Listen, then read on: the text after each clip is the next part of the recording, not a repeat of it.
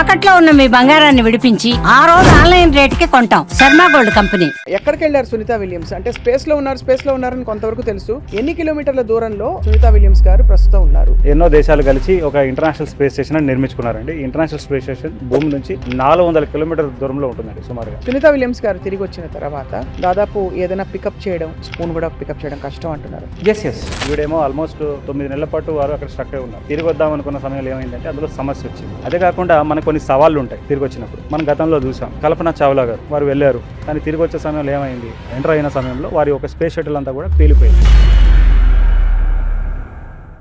Welcome to healthy journey with me Swapna, ఎక్స్క్లూజివ్గా మీ సుమన్ టీవీలో. మామూలుగా మనం ఒక దేశం నుంచి ఇంకో దేశానికి వెళ్ళినప్పుడే పరిస్థితులు మారడం వల్ల, టైమ్ జోన్స్ మారడం వల్ల, జెట్ లాగ్ పరిస్థితులు అని చెప్పి మనం చాలా టైం తీసుకుంటాం అక్లమటైజ్ అవ్వడానికి. అలాంటిది అంతరిక్షంలోకి వెళ్ళిన సునీత విలియమ్స్ గారు ఫైనలీ తిరిగి వస్తున్నారనే శుభవార్తతో ఇప్పుడు అందరికీ మెదులుతున్న ప్రశ్నలు. తిరిగి వచ్చాక ఆవిడ ఆరోగ్య పరిస్థితులు ఎలా ఉండబోతున్నాయి, నిజంగా మసిల్ లాస్, అలాగే బ్రెయిన్ డిజోరియంటేషన్ మొదలుకొని చాలా టైం పట్టచ్చు తను నార్మల్ అవ్వడానికని కూడా మనకి వార్తలు వినిపిస్తున్నాయి. అసలు ఏం జరుగుతుంది అంతరిక్ష పరిశోధన కేంద్రంలో, అలాగే నౌక ఏదైతే వెళ్ళిందో అది తిరిగి వచ్చేటప్పుడు వచ్చే పరిస్థితులు ఏమిటి, సునీత విలియమ్స్ గారు ఎప్పుడు వస్తున్నారో ఆవిడ రూట్ మ్యాప్ ఏంటి అన్నీ తెలుసుకుందాం. We have the one and only expert ఈ హెల్దీ జర్నీ గురించి చెప్పడానికి విత్ అస్, రఘునందన్ గారు from planetary society of India.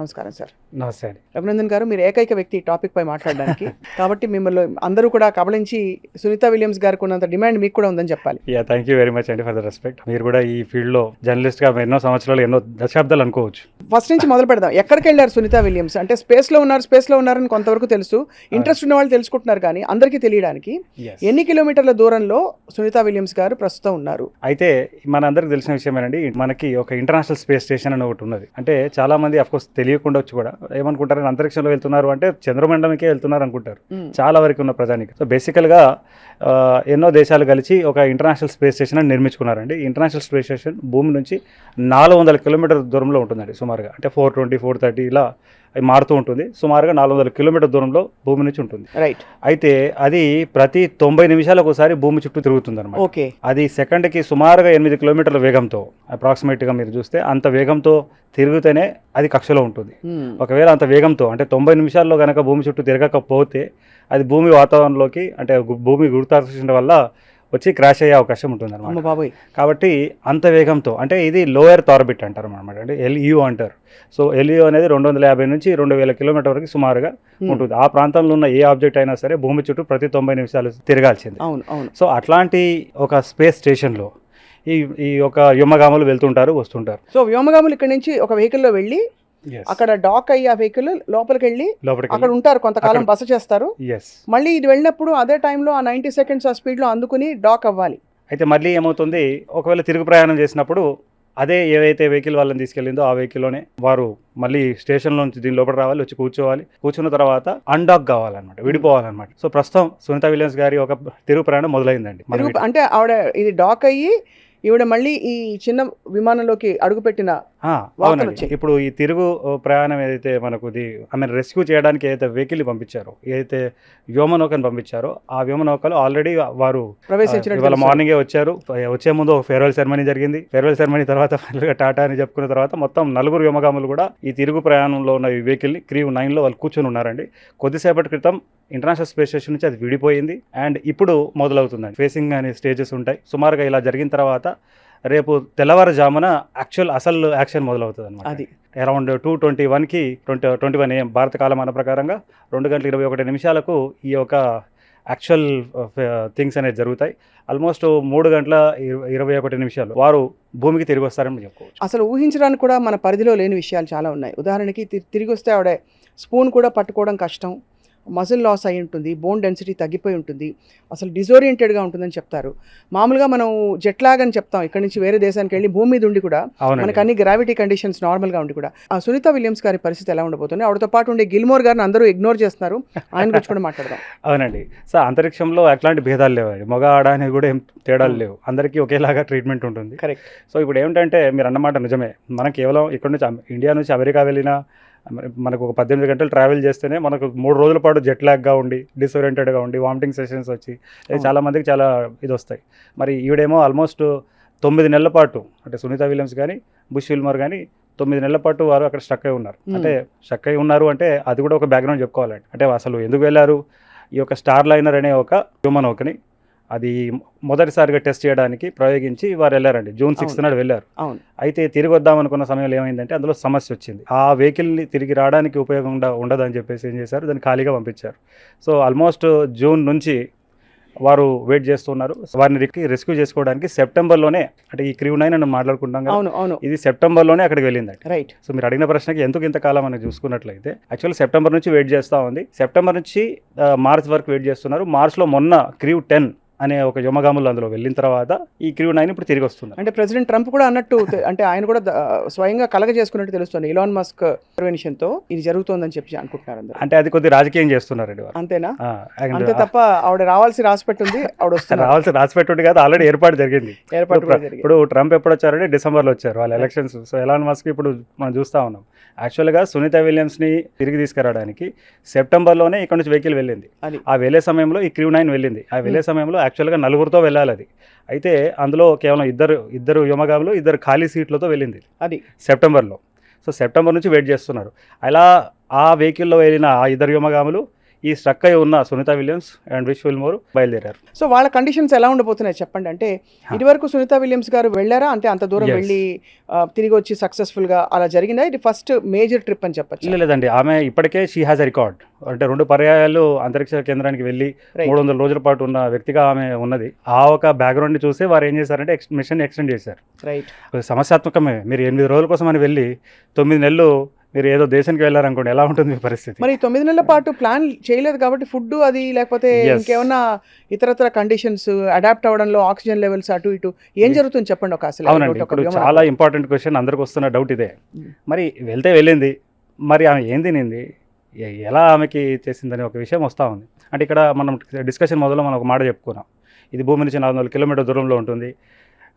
ప్రతి గంటన్నరకు ఒకసారి భూమి చుట్టూ తిరుగుతూ ఉంటుంది. సుమారుగా 28,500 కిలోమీటర్ వేగంతో భూమి చుట్టూ తిరుగుతూనే ఉంటుంది ఆ స్పేస్ స్టేషన్. ఆ స్పేస్ స్టేషన్లో మీరు కనుక ఉంటే ప్రతిరోజు మీరు 13 సూర్యాస్తమాలు సూర్యోదయాలను చూస్తారు. ఓకే. అయితే యాక్చువల్లీ ఏం జరుగుతుందంటే సంవత్సరంలో సుమారుగా 6 నుంచి 8 సార్లు కార్గో మిషన్స్ వెళ్తాయి. అంటే రేషన్ని తీసుకెళ్తుంది అనమాట. వారికి అంతరిక్షంలో ఉన్న వ్యోమగాములు, ఈ స్టేషన్లో ఉన్న వ్యోమగాములని వారికి కావాల్సిన నీరు కానీ, ఫుడ్ కానీ, గాలి కానివ్వండి, అన్నిటినీ, అండ్ వారికి కావాల్సిన దుస్తులు కానివ్వండి, లేదా ఏమైనా కొత్తగా ఎక్స్పెరిమెంట్ చేయడానికి ఇన్స్ట్రుమెంట్స్ కానివ్వండి, ఇవన్నిటిని కూడా వితౌట్ హ్యూమన్ బీయింగ్ లేకుండా కార్గో షిప్స్ ఉంటాయి. ఆ కార్గో షిప్స్లో సునీత ఇక్కడ ఇంటర్నేషనల్ స్పేస్ స్టేషన్కి వెళ్తుంది, డాక్ అవుతుంది. సో శాస్త్రవేత్తలు వ్యోమగాములు ఏం చేస్తారు, స్టేషన్లో ఉన్న అవన్నీ కూడా వాళ్ళు తీసుకొని అప్పటిదాకా స్టోర్ అయి ఉన్న చెదారం అంతా కూడా ఆ షిప్లో వేస్తారు. ఆ షిప్లో వేస్తారు. వేసిన తర్వాత అది భూమి వాతావరణంలోకి వచ్చి మండి బూడిదైపోతుంది. కానీ ఏం తింటారు అక్కడ అటువంటి అక్కడ కండిషన్స్కి? ఆల్మోస్ట్ అన్ని రకాల ఫుడ్స్ ఉంటాయండి. కాకపోతే హైలీ వాళ్ళు చాలా జాగ్రత్తలు తీసుకుంటారు. ఫర్ ఎగ్జాంపుల్ మాయిశ్చర్ ఎక్కువ ఉన్న పదార్థం ఏముందనుకోండి, అందులో నుంచి మాయిశ్చర్ చేస్తారు. ఏదైనా మైక్రో ఆర్గానిజమ్స్ని డెవలప్ అయ్యే ఏమైనా ఫుడ్ కనుక ఉన్నదనుకోండి, మన ఇంట్లోనే ఒక అరటిపండు మనం ఒక యాపిల్ పండు కోసి పక్కకు పెడితే మీకు కలర్ మారిపోతుందండి భూమి వాతావరణంలో. సో ఇట్లాంటి అన్నీ అవి పాడవకుండా జాగ్రత్తలు తీసుకొని ఇక్కడ నుంచి పంపిస్తారండి. అండ్ అది ప్యాక్డ్గా ఉంటుంది. అండ్ వాళ్ళు మామూలుగా మనం తిన్నట్టుగానే తింటారు. అంటే ఒక మూవింగ్ స్పేస్ రెగ్యులర్గా మనకి దానిలో స్టార్ లైనర్లో ఉన్నట్టు తెలుసు. అంటే ఇంటర్నేషనల్ స్పేస్ స్టేషన్లో మీకు ఒక విషయం ఏంటంటే అండి, మనకి భూమి మీద అంటే మన మానవ శరీరం ఈ భూ వాతావరణంలో ఉండడానికి నిర్మించబడిందండి. అవునవును, గ్రావిటీ అంతా మనకి కింద గురుత్వాకర్షణ లాగుతుంది, పైనుంచి అట్మాస్ఫియర్ ప్రెషర్ కూడా ఉంటుంది మన తల మీద, ఎంతో వెయిట్ ఉంటుంది. సో దానికి అనుగుణంగా మన శరీరం నిర్మాణం జరిగింది. అయితే ఈ యొక్క ఇంటర్నేషనల్ స్పేస్ స్టేషన్లో ఏంటంటే భారరహిత పరిస్థితి, మైక్రో గ్రావిటీ ఉంటుంది అనమాట. అంటే కంప్లీట్గా మీరు ఏమవుతారంటే ఇట్లా తేలుతూ ఉంటారు. జుట్టు కూడా ఆవిడది ఇలా అయిపోయి కూడా వచ్చింది. సో అట్లాంటి పరిస్థితుల్లో ఏమవుతుందంటే అండి, మీరు మీ శరీరం ఏమో భూవాతావరణంలో ఉండడానికి నిర్మించబడినది. మీరు అంతరిక్ష కేంద్రంలో ఉండి తరచూ మీరు ఎగురుతూ ఉన్న పరిస్థితి ఉంటే ఇట్ ఈస్ జస్ట్ లైక్ మీరు ఊహించుకోవచ్చు, మీరు ఒక స్విమ్మింగ్ పూల్లో వెళ్ళిపోయి ఒక 2-3 గంటలు అక్కడే ఉండి మీరు బయటకు వస్తే ఎలా ఉంటుందో మీరు ఒక నియరెస్ట్ పోలిక అని చెప్పుకోవచ్చు అండి మనం. సో మొత్తానికి ఆ భారరహిత పరిస్థితుల్లో ఉండడం వల్ల ఏమవుతుంది అంటే మీకు ఈ యొక్క బోన్స్ కానివ్వండి, లేకపోతే మీ ఐసైట్ కానివ్వండి, లేకపోతే మొత్తం మీ బాడీలోనే ఆర్ ఈవెన్ మెంటల్గా కూడా మీకు సైకలాజికల్గా కూడా మీకు ఎన్నో ఇష్యూస్ వచ్చే పరిస్థితి ఉంటుంది. అయితే దానికి తగ్గట్టుగా వారు ఏం చేస్తారు, రొటీన్ కూడా అలా ఉంటుంది అనమాట అండి. అంటే వారు ఏం చేస్తారు, అట్లీస్ట్ 2.5 hours ప్రతిరోజు వారికి చాలా రిజిడ్ మొత్తం ఎక్సర్సైజ్ ప్లాన్ ఉంటుంది అనమాట. వాళ్ళకి కావాల్సిన న్యూట్రిషన్ ప్లాన్ కూడా అలానే ఉంటుంది. అండ్ వాళ్ళు చేసే యాక్టివిటీస్ కూడా అలా ఉంటాయి. సో ప్రతిరోజు వెయిట్ ఎక్సర్సైజెస్ చేయాలి. అండ్ అంటే తన గుండెని కాపాడుకోవడానికి కానీ కాళ్ళు చేతులు ఇవన్నీ కాపాడుకోవడానికి కావాల్సిన ఎక్సర్సైజెస్ అక్కడ ప్రతిరోజు 2.5 hours మినిమం మీరు చేయాలన్నమాట. ఒక 7-8 నెలల పాటు ఏ విధమైన ఫిజికల్ యాక్టివిటీ లేకుండా, గ్రావిటీకి సంబంధించిన ఏ యాక్టివిటీస్ లేకుండా ఉంటే they can develop some health issues also కదా. ఎస్, ఈవెన్ అంటే ఒక వ్యక్తిని మనం ఇలానే ఒక తాడు కట్టేసి వేలాడదీస్తే, తలకిందులుగా మీరు వేలాడదీసేసి ఒక డార్క్ రూమ్లో అసలు ఏమీ కనబడకుండా అవును మనం టైం మీద ఫుడ్ అవన్నీ పెట్టినా కూడా అక్కడ అతనికి కూడా మీకు ఆ సమస్యలు వస్తాయండి. సో డెఫినెట్గా అదే కాకుండా అంటే ఇప్పుడు చాలా వరకు గతంలో వెళ్ళిన యోమగామలు కూడా వారు ఏజ్ పెరిగిన సమయంలో వారు చూసారు చాలా ఇష్యూస్ వచ్చాయి.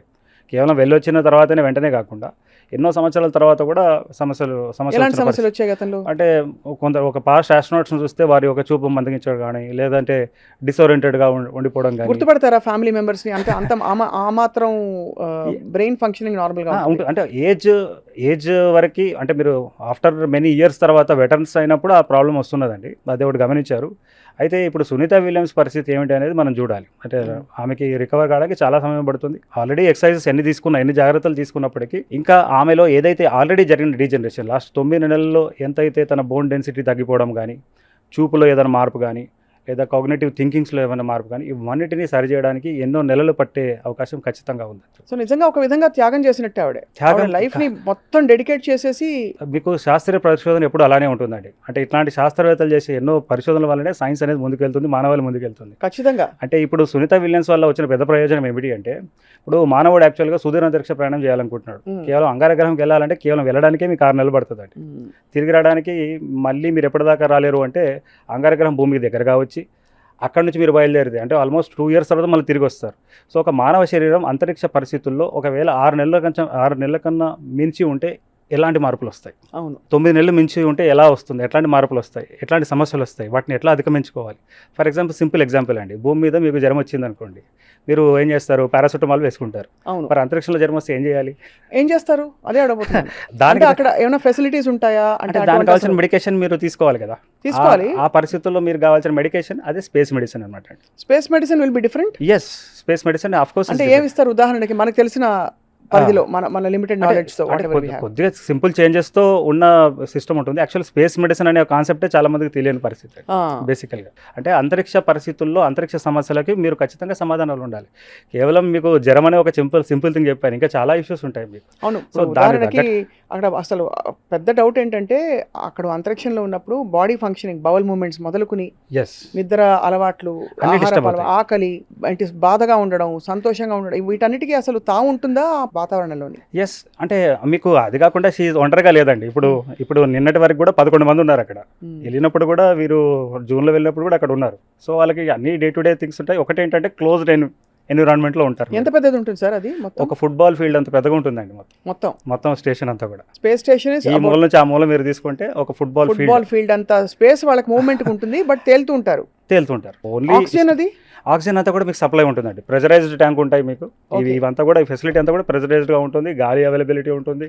ఎవ్రీథింగ్ మీకు ఫుడ్ ఉంటుంది. ఈవెన్ టాయిలెట్స్ కోసం కూడా వ్యవస్థ ఉంటుందండి. మీరు వాష్రూమ్, ఇప్పుడు నేను ఇందాక ఇంట్లో నుంచి వస్తుంటే పిల్లడు అడిగాడు, పెదనాన్న బాగుంది ఫుడ్ అంతా తింటున్నారు, బాగానే ఉంది, వాష్రూమ్ వస్తే ఎట్లా అని చెప్పేసి. సో మరి నిద్రపోవడం ఎట్లా? సో నిద్రపోవడానికి ఏమో వాళ్ళకు సపరేట్ ఒక టెలిఫోన్ బూత్ లాంటిది ఒక కంపార్ట్మెంట్ ఉంటుందండి. అంటే బేసికల్గా ఏమవుతుందంటే అంతరిక్షంలో మీరు వెళ్తే కింద మీద పైన అనే ఒక కాన్సెప్ట్ ఉండదు, ఫ్లాట్గా పడుకోవడం ఉండదు. అంటే వారికి ఉన్న ఈ బూత్ని మీరు ఎలా అయినా పడుకోవచ్చు. యాక్చువల్గా మీరు ఎలా పడుకున్నా కూడా it is made in such a way that it supports your body. So అందులో పడుకుంటారు, టెలిఫోన్ బూత్ లాంటివి ఉన్న దాంట్లో. మరి మీరు వాష్రూమ్ వెళ్ళాలంటే దానికి సపరేట్ ఫెసిలిటీ ఉందండి. అంతరిక్షంలో ఏమవుతుందంటే ఒక చిన్న నీటి బిందువు కూడా మీరు ఇలా వదిలేస్తే అది తిరుగుతూ ఉంటుంది మొత్తం. సో మీరు వెళ్ళే వాష్రూమ్లో ఏం చేస్తారంటే అక్కడ ఒక చిన్న మీకు కంపార్ట్మెంట్ లాగా ఉంటుంది. దానికి మెషిన్స్ ఉంటాయి, ఒక మీరు సక్షన్ మెషిన్స్ లాగా ఉంటాయి. ఆ సక్షన్ మెషిన్ ద్వారా మామూలుగా ఎయిర్ క్రాఫ్ట్స్ లో అంతే కదండి, అదే సిస్టమ్ ఉంటుంది. కాకపోతే ఇదేంటంటే మనం అటాచ్ చేసుకోవాల్సి వస్తుంది, లేకపోతే ఆ కరెక్ట్గా ఆ స్పాట్లో వెళ్ళి కూర్చోవాల్సి వస్తుంది. ఎందుకంటే అది స్ప్రెడ్ అవుతుంది కదా, స్ప్రెడ్ అయిపోయి చాలా సమస్యలు వచ్చే పరిస్థితి ఉంది. సో అన్నిటికీ ఏర్పాటు అక్కడ ఉందండి. అయితే మరి ఇంత అవసరం ఏముంది అని ఒక పెద్ద ప్రశ్న వేసుకోవాలి మనం. అంతే అంటే మరి మానవుడు ఎల్లకాలం ఈ భూమి మీద ఉండలేడండి. ఈ has to go to the space. అంటే స్టీఫెన్ హాకింగ్ గారు ఏమన్నారంటే మనకి 2 టైం లైన్స్ ఇచ్చారు. 200 సంవత్సరాల ఇంకో 200 సంవత్సరాలు భూమి నివాసయోగ్యంగా ఉండదు. ఆల్రెడీ మనం ఢిల్లీలో చూస్తున్నామండి. ఇక్కడ చూస్తున్నాం అతివృష్టి అనావృష్టి చూస్తూ ఉన్నాం. ఇంకా ఒక 1000 సంవత్సరాలు ఒక సమయం ఇచ్చాడు ఆయన, 200 to 1000 years. ఈ 1000 yearsలో మీరు భూమిని వదిలేసి వెళ్ళిపోండి, వేరే గ్రహాలను వెతుక్కోండి, అక్కడ వెళ్ళి ఉండండి అని చెప్పేసి ఆయన సూచన ఇచ్చాడు. మరి అది నిజం కావాలి అంటే ఇట్లాంటి పరిశోధన జరగాలి. అంటే మరి మిగతా జీవుల సంగతి ఏంటంటే, అవునండి మిగతా జీవుల డైనోసార్ తీసుకుంటే వారికి ఏ దారి లేదు, వారికి సైన్స్ లేదు. ఒకటి గ్రహశకలం వచ్చింది, భూమిని తాకింది, అంతా అంతరించిపోయాయి. అంటే ఇంకో మాట ఈ ప్రోగ్రామ్ చూసిన వ్యూవర్స్ అనొచ్చు, ఉన్న భూమిని కాపాడుకోవచ్చు కదా అంటే, అవును మనం అందరం కూడా కాపాడుకుందామని కోవిడ్ టైంలో చాలా అనుకున్నామండి. అవును, ఎలా కోవిడ్ తగ్గిందో మళ్ళీ మొదలుపెట్టాం సేమ్ అదే, ఆ ప్లాస్టిక్ బాటిల్స్ని చేయడం అదంతా చేయడం. సో డెఫినెట్గా ఈ యొక్క సుదూరాంతరిక్ష ప్రయాణాలకి ఈ రీసెర్చ్ అవసరం ఉంటుంది. కానీ 400 కిలోమీటర్ల దూరంలో ఇదైతే స్పేస్ స్టేషన్ ఏదైతే చెప్తున్నారో మీరు, దాని స్థిరత్వానికి మూలం ఏమిటి? అది తిరుగుతూ ఉంది కదండి, భూమి చుట్టూ తిరుగుతూ ఉంది కాబట్టి దాని ఒక ఆర్బిట్లో పెట్టి దాన్ని ఎలా చిన్న ఒక తాడు తీసుకొని దానికి మీ రింగ్ మనం పెట్టి బొంగరం తిప్పినట్టే, మనం బొంగరం తిప్పినట్టు అది ఆర్బిట్లోనే ఉంటుంది, తిరుగుతూనే ఉంటుంది. అది ఆ మొమెంటం వల్ల అది ఆర్బిటల్ ఆగదు కాబట్టి పడదు. ఎప్పుడైతే ఆగిందో భూమి దాన్ని లాగేస్తుంది. అది అందుగురించే సెకండ్కి సుమారుగా 8 కిలోమీటర్ల వేగంతో, అంటే దగ్గర 28,500 కిలోమీటర్ల వేగంతో ఈ యొక్క స్టేషన్ బయలుదేరాలి. మీరు అడగొచ్చు, మరి అందులో ఉన్న వాళ్ళకి అట్లానే అనిపిస్తుందా అంటే, మనం వందే భారత్ ట్రైన్ ఎక్కుతామండి, ఇంకో ట్రైన్ ఎక్కుతాం, మనకేం అనిపించదు. మనం ఏరోప్లేన్లో మనం ఎవరన్నా ట్రావెల్ చేసి ఉంటే ఒక టైంలో మీరు విండోలో చూస్తే మీకు డౌట్ వస్తుంది, అసలు ఇది కదులుతుందా, కదిలినట్టు కూడా అనిపించదు మీకు. కానీ మనం జర్నీ వెళ్తాం, మీకు కేవలం అక్కడ మేఘాలు కదులుతున్నట్టు అనిపిస్తుంది. సో ఇదంతా కూడా ఈ సింపుల్ ఫిజిక్స్ని అర్థం చేసుకొని చేస్తున్న వ్యవహారం అని. అయితే మరి ఇది కేవలం సుదూరాంతరిక్షమో లేదా లేటర్ డేట్స్లో కల్కి లాంటి కాంప్లెక్స్ కట్టుకుంటామనో కాలనీలు కలుకుంటాము అని కాదు. బేసిక్ థింగ్ ఏంటంటే, మానవాళికి కావాల్సిన ఎన్నో ప్రయోగాలు, ఎన్నో పరిశోధనలు జరిగాయండి. మీకు ఒక చిన్న ఎగ్జాంపుల్ చెప్తాను మీకు ఇక్కడ, ఎందుకంటే అది ఇంపార్టెంట్ కదా. అంతరిక్షంలో వ్యోమగాములు వెళ్ళిన తర్వాత ఫర్ ఎగ్జాంపుల్ బ్రష్ చేసుకోవాలనుకోండి, బ్రష్ చేసుకోవాలంటే ఏం కావాలి, కనీసం ఒక 1 లీటర్ వాటర్ మీకు కావాలి కదా. అవును. సో మీకు ఏదైనా సరే అంతరిక్షంలో తీసుకోవాలంటే చాలా ఖర్చుతో ఉండే వ్యవహారం. ఒక 5 లక్షల నుంచి 20 లక్షలు మీరు పెట్టుకోవచ్చు.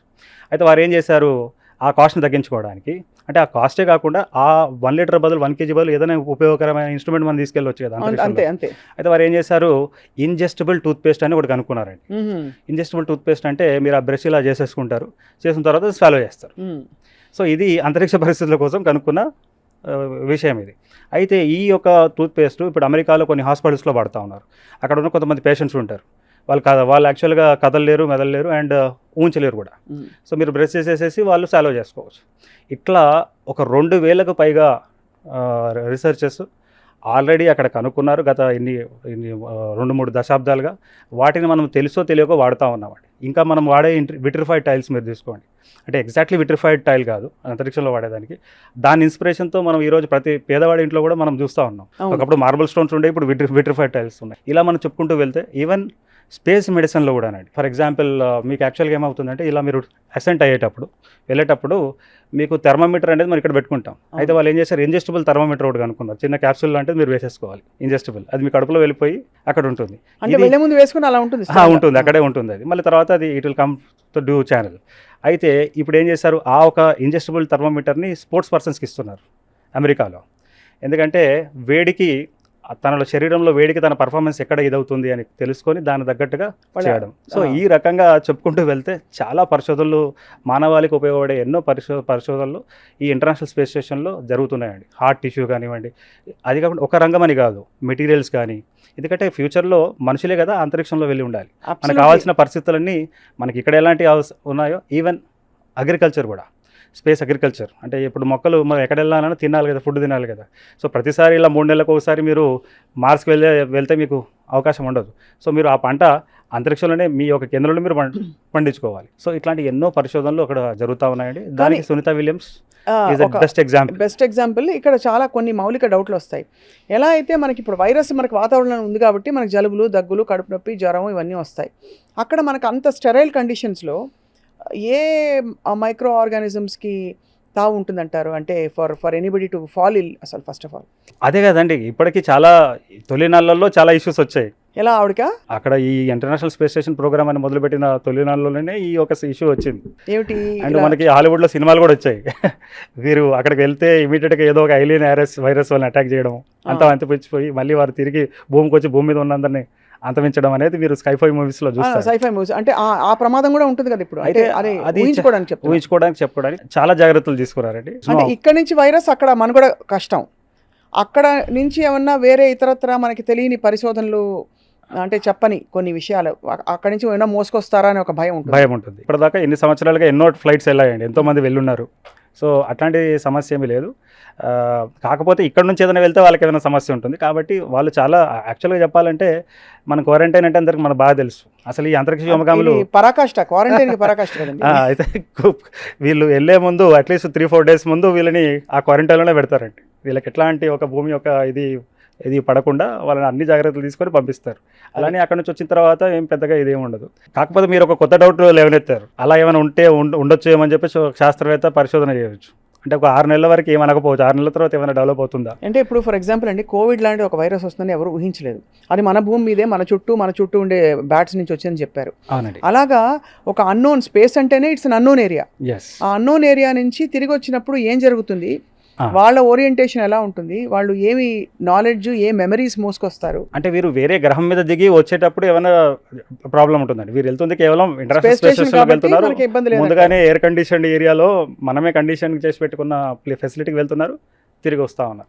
కానీ అక్లమటైజేషన్ టైం పడుతుందా సార్? ఎస్ చాలా టైం పడుతుందండి. అండ్ వాళ్ళకి అంటే మనం ఒకవేళ స్కెడ్యూల్ కనుక చూస్తే వాళ్ళు దిగినప్పటి నుంచి కొన్ని నెలల వరకు వారికి ఫిక్స్డ్ స్కెడ్యూల్ అనేది ఒకటి ఖచ్చితంగా ఉంది. ఈ రోజు ఎక్కడ వరకు ఏందనేది మనం చూసుకున్నట్లయితే అంటే ఇప్పటికైతే ఆల్రెడీ బయలుదేరారండి. అయితే ఇప్పుడు ఇక్కడ మనం చూడాల్సింది ఏంటంటే ఈ వెహికల్ ఈ ఇంటర్నేషనల్ స్పేస్ స్టేషన్కి అటాచ్ ఈ ఒక స్పేస్ క్రాఫ్ట్ ఎంత వేగంతో ఉంది అంటే సుమారుగా మనం చెప్పాము ఇందాక 28,500 కిలోమీటర్ల వేగం ఈ యొక్క వెహికల్కి ఉంది. ఇది అంత వేగంతో భూమి వైపు దూసుకొచ్చింది అనుకోండి, 400 కిలోమీటర్ ఏముందిలే 2 నిమిషాలు వచ్చేయచ్చు అనుకుంటే దూసుకొస్తే క్రాష్ అయ్యే పరిస్థితి ఉంటుంది. అయితే వాళ్ళ ల్యాండింగ్ చాలా సాఫ్ట్గా ల్యాండింగ్ జరగాలి. అవును. అదే కాకుండా మనకు కొన్ని సవాళ్ళు ఉంటాయి తిరిగి వచ్చినప్పుడు. మనం గతంలో చూసాం, కల్పన చావ్లా గారు వారు వెళ్ళారు, కానీ తిరిగి వచ్చే సమయంలో ఏమైంది, భూమి వాతావరణంలో ఎంటర్ అయిన సమయంలో వారి ఒక స్పేస్ షటిల్ అంతా కూడా పేలిపోయింది. సో అది ఎప్పుడైనా ఏ మిషన్కైనా జరగవచ్చు, ఈ మిషన్కి జరగదు అనేది కూడా చెప్పలేమండి. అయితే దానికి ఉన్న నియమాలు పర్టికులర్గా పాటించాల్సిందే.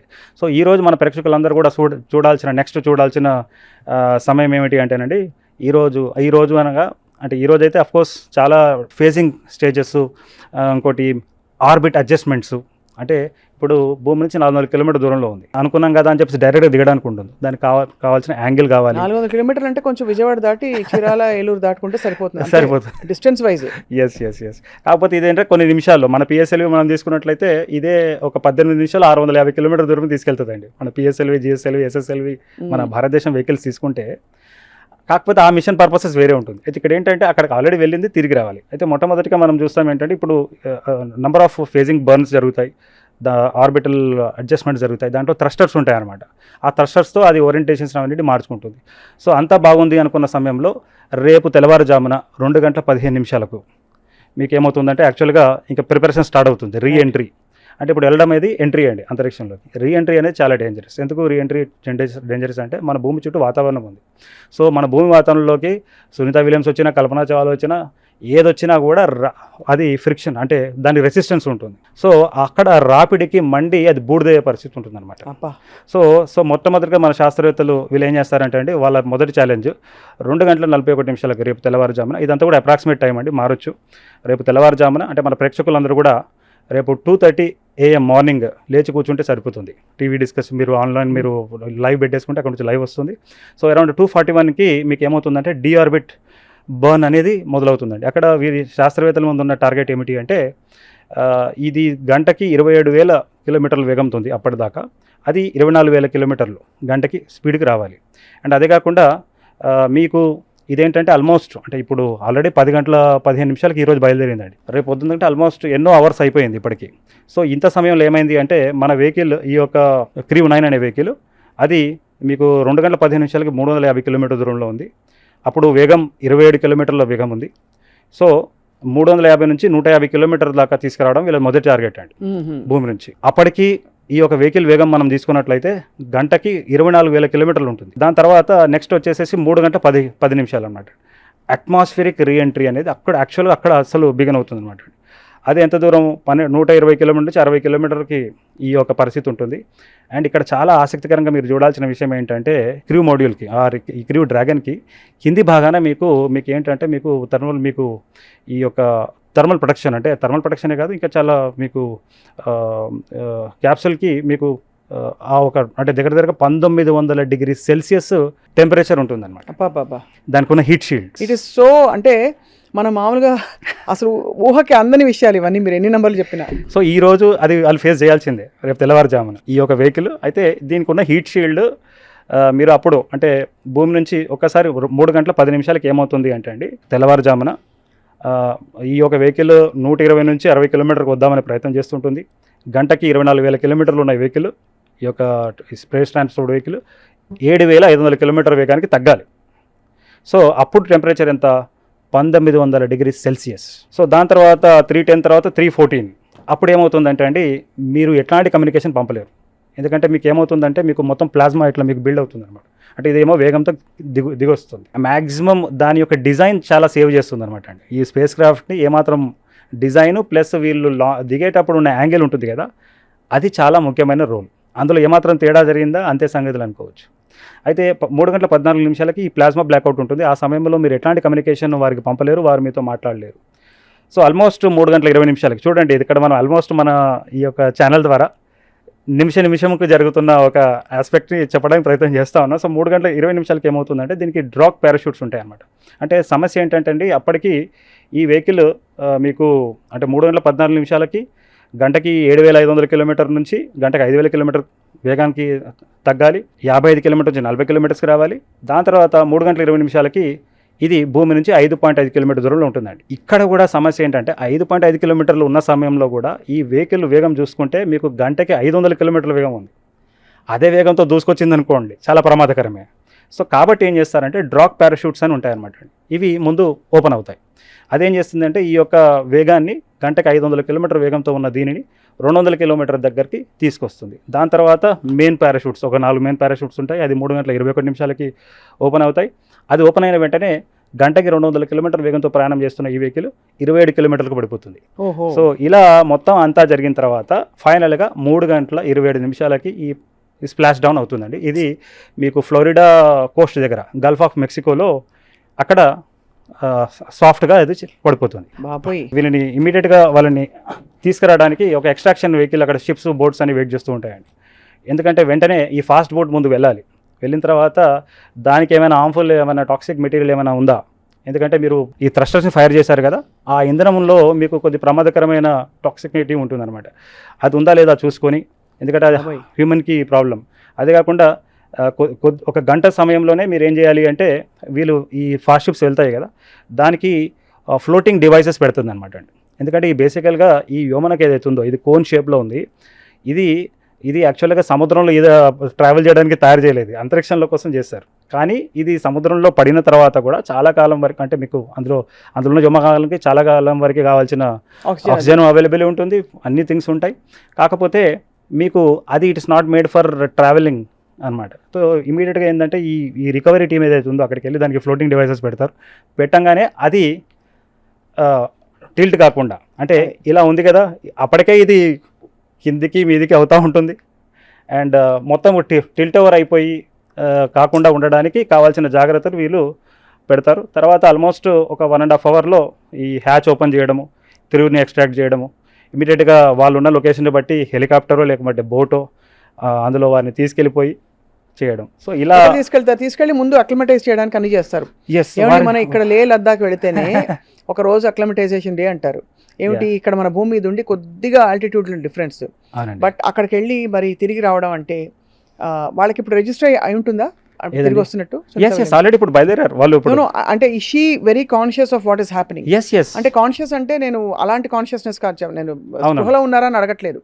ఆవిడకి జరుగుతున్న పరిణామాల క్రమం అంతా కూడా వాళ్ళ కంటి ముందు కనిపిస్తుంది. ప్రతి డేటా కూడా యాక్చువల్గా గ్రౌండ్ లో ఉన్న స్టేషన్ అధికారులకి, సైంటిస్టులకి, వీరికి అనుసంధానం ఉంటుంది, ఆ కమ్యూనికేషన్ ఉంటుంది.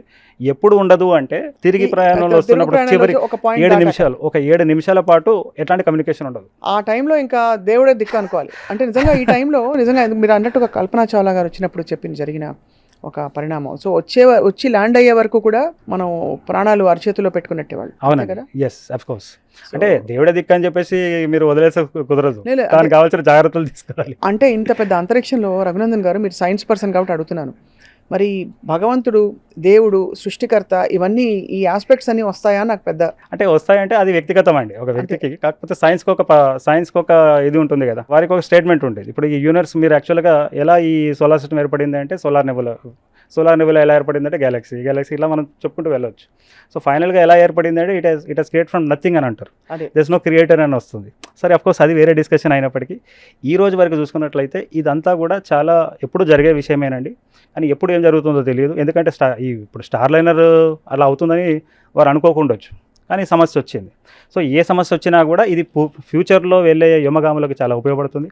అండ్ ముఖ్యంగా మన భారతదేశం కూడా ఇప్పుడు సొంత గడ్డ మీద నుంచి సొంత వెహికల్ ద్వారా, సొంత క్రూ మోడ్యూల్ ద్వారా మనము మన వ్యోమగాములను అంతరిక్షంలో తీసుకెళ్దామనే ఒక ప్రయత్నం నెక్స్ట్ 2 yearsలో చేయబోతున్నామండి. దానికి కావాల్సిన అన్మాన్డ్ మిషన్స్, మనుషులు పంపకుండా వ్యోమమిత్ర అనే ఒక రోబోట్ని పెట్టేసి నెక్స్ట్ 2 yearsలో, అంటే ఈ ఇయర్ ఎండ్ కల్లా లేదా నెక్స్ట్ ఇయర్ అన్మాన్డ్ మిషన్ మనం చేస్తాం ఫస్ట్. అలా 2 సార్లు చేసి చాలా టెస్టులు అవన్నీ చేసిన తర్వాత నెక్స్ట్ 2 yearsలో మన భారతీయ వ్యోమగాములు అంతరిక్షంలోకి వెళ్తారు. ఇంటర్నేషనల్ స్పేస్ స్టేషన్కి వెళ్ళరు. భూమి చుట్టూ 7 రోజుల పాటు తిరిగి మళ్ళీ గుజరాత్ కోస్ట్లో వెళ్ళడం. శ్రీహరికోట నుంచి వెళ్తారు. గుజరాత్ కోస్ట్లో సముద్రంలో వాళ్ళు అవుతుంది. గుజరాత్ మాత్రం ఉండాల్సింది.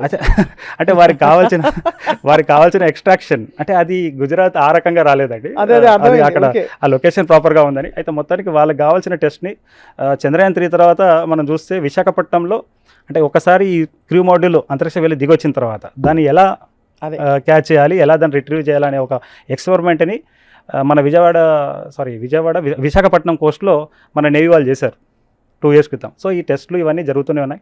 అండ్ ఇంకో విషయం అండి, ఇప్పుడు ఈ మిషన్ అయిపోయింది. ఇప్పుడు నెక్స్ట్ ఒక 3-4 monthsలో ఒక భారతీయ వ్యోమగామి ఇంటర్నేషనల్ స్పేస్ని వెళ్తున్నాడు. శుభాంశు శుక్లా అని చెప్పేసి అతను యాక్చువల్గా గగన్యాన్ కోసం మనం తయారు చేసుకున్నాము అతన్ని. కాకపోతే బైడెన్ ప్రభుత్వం ఏం చేసింది, మీకు ఇందాక చెప్పాను రాజకీయం అని చెప్పి. సో ప్రధానమంత్రి మోదీ గారు అమెరికా వెళ్ళినప్పుడు అక్కడ రాష్ట్రపతి వాజ్ బైడెన్. ఆయన అన్నాడు, మేము మీ ఇండియా నుంచి ఒక వ్యోమగామిని మేము ఇంటర్నేషనల్ స్పేస్ స్టేషన్ పంపిస్తాం. అంటే కారణం ఏంటంటే ఇప్పుడు యాక్చువల్గా రష్యా వైదొలుగుతుందండి ఇంటర్నేషనల్ స్పేస్ స్టేషన్ నుంచి. అవును, ఎందుకంటే యుక్రెయిన్ వార్ తర్వాత they don't want be in the station, వాళ్ళు సొంతంగా నిర్మించుకోవాలనుకుంటున్నారు. సో ఇప్పుడు రష్యాని రిప్లేస్ చేయాలంటే ఎవరు ఉండాలి? అది భారతదేశమే. జియోపాలిటిక్స్. సో ఇప్పుడు శుభాంశు శుక్లా అనే ఒక వ్యోమగామి మన భారతీయుడు, భారత సంతతి కాదు, భారతీయుడే, ఇండియన్ సిటిజన్. సో ఆల్రెడీ అతను ఈ నెక్స్ట్ 3 monthsలో వెళ్తాడు. దానికి యాక్సియం 4 అనే నామం పెట్టారండి. దానికి వెహికల్, దీనికి అది ఒక ప్రైవేట్ వెహికల్. సో ఏదేమైనప్పటికీ అంతరిక్ష పరిశోధనలో మానవాళికి చాలా ఉపయోగపడుతున్నాయండి. అది నేను ముఖ్యంగా ఈ సునీతా విలియమ్స్ గారి సాహసం మాత్రం హ్యాట్స్ ఆఫ్ అండి. ఆవిడ కుటుంబం ఉంది, భర్త, పిల్లలు కూడా ఉన్నారు. సో అన్ని అంటే గొప్ప విషయం ఏంటంటే ఆమె ఏజ్ ఏంటండి ఇవాళ 59 years. 59 years. 59 సంవత్సరాలకి ఆవిడ అంత సాహసోపేతంగా వెళ్ళి జీవితాన్ని ధారపోసి దాదాపు ఈ పరిశోధనకి ఏదైనా జరుగుండొచ్చు. ఈ క్రమంలో ఆవిడ భూమి మీదకి వచ్చేలోపు ఏదైనా జరగకూడదని ఆశిద్దాం. తప్పకుండా ఆవిడ సురక్షితంగా రావాలి, నేర్చుకున్నవన్నీ కూడా ఆవిడ మనకి నేర్పాలని చెప్పి కోరుకుందాం. Raghunandan garu, it's a great learning for us, knowing so many things మీ నుంచి వాళ్ళు తెలుసుకోవడం. సో మొత్తానికి అయితే స్పేస్ మెడిసిన్ చాలా ఇంట్రెస్టింగ్ ఉంది. ఇంకేమో ఉంటాయి సార్? 2-4 పాయింట్లు చెప్పండి స్పేస్ మెడిసిన్లో. ఒకటి ఆ థర్మోమీటర్ చెప్పారు. థర్మోమీటర్ యాక్చువల్గా 2000 ఉన్నాయండి. 2000 పరిశోధనలు ఉన్నాయి. ఈవెన్ ఫర్ ఎగ్జాంపుల్ ఇప్పుడు క్యాన్సర్ సెల్ ఉందండి. ఇప్పుడు భూమి మీద శాస్త్రవేత్తలు ఎంతో ప్రయత్నం చేస్తూ ఉన్నారు. ఈ క్యాన్సర్ సెల్ని మనము భారరహిత పరిస్థితుల్లో తీసుకెళ్ళి దాని ఒక చిక్కుముడిని మనం విప్పొచ్చా అనే ప్రయోగం కల్పన చావ్లా సమయంలోనే జరిగింది. అంటే భూమి మీద ఒక రకంగా బిహేవ్ చేస్తుంది కొన్ని ప్రాణాంతకమైన డిసీజెస్. సో వాటిని ఐసోలేట్ చేసేసి వారు అంతరిక్ష కేంద్రం తీసుకెళ్ళి ఆ పరిస్థితులు ఇప్పుడు ఏం చేస్తావు నువ్వు అని దాన్ని అట్లా ట్రై చేసే పరిస్థితులు, అంటే దాన్ని ఒక చిక్కుమేడు విప్పి, అంటే బేసికలీ ఆ పర్టికులర్ ఇల్నెస్ అక్కడట్లా, అంటే ఇక్కడ మనం ట్రై చేస్తున్నాము, దానికి సమాధానం దొరకట్లేదు. దీనిని అంతరిక్ష భారరహిత పరిస్థితుల్లో మైక్రోగ్రావిటీ, అంటే గ్రావిటీ కండిషన్స్ ఇట్లా బిహేవ్ చేస్తుంది ఈ వైరస్ కానీ ఈ పర్టికులర్ బ్యాక్టీరియా కానీ. దీన్ని మనము అంటే మనకి ఎంత చేసినా అంతు చిక్కట్లేదు. అదే అంతరిక్ష కేంద్రంలో తీసుకెళ్ళిపోయి దాన్ని ఆ భారరహిత పరిస్థితుల్లో మనం కనుక దాన్ని స్టడీ చేస్తే కొత్తగా దాన్ని ఎలా నిర్మించాలో మనం నేర్చుకోవచ్చు. సో ఇట్లాంటి ఎన్నో థింగ్స్ ఉన్నాయి.